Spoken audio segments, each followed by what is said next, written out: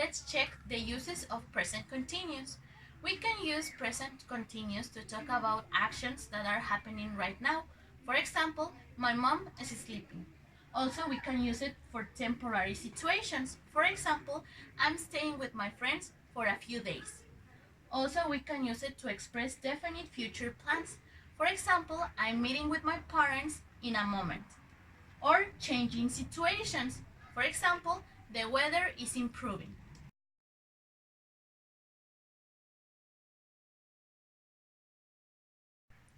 But now, how can we create a sentence in present continuous? If we want to create a sentence in affirmative, we have to put first the subject, then the verb to be according to the subject I am using, and then a verb that has an ending in ing. For example, in this case, my subject is I. My verb to be according to my subject is am, and the verb that I'm using is teaching. Right now, I am teaching. What happens if I want to write my sentence in a negative form? If I want to write it in a negative form, the structure stays the same, but we add the not in the verb to be. And the structure will be the subject, the verb to be plus not, plus the verb in ing. In this case, I am not teaching. And like this, we have the sentence in a negative form. I am not teaching questions. How can we create a question in present continuous? The structure is very similar to the sentence in an affirmative way in present continuous.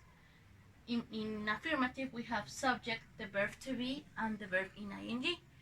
To form a question, we have to change the verb to be and the subject. We put the verb to be in the first place and the subject in the second place. Now we have the verb to be, then the subject, and then the verb in ing.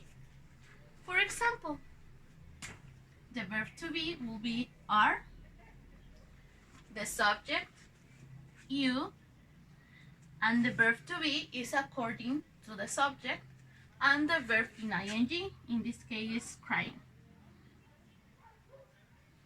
And then the question mark. So we have verb to be plus subject plus verb in ing. Are you crying? And question mark. And we have a question in present continuous.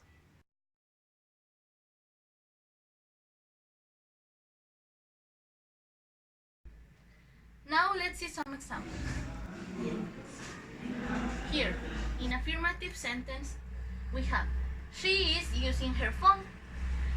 The subject is she, the verb to be according to the subject is, and the verb in ing is using. And if we want, we can add some extra information, like in this example, her phone. And the structure will be, she is using her phone. If we want to create a negative sentence, we just add not in the verb to be, and she is not using her phone. Now we create a sentence in a negative form. And if we want to create a question, we change the order of the verb to be and the subject. The verb to be is going to be first and the subject in a second place. And we have, is she using her phone? And the answer will be the same sentence in an affirmative or a negative form, but we add the yes or the not at the first part of the sentence. Yes, she is using her phone, or no, she's not using her phone.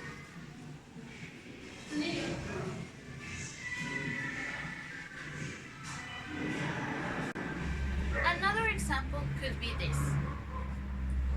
He is teaching. We have the subject, the verb to be, and the verb in ing. The negative form, he is not teaching. And the question, we change the order And is he teaching? And the answers could be yes, he is teaching, or no, he is not teaching.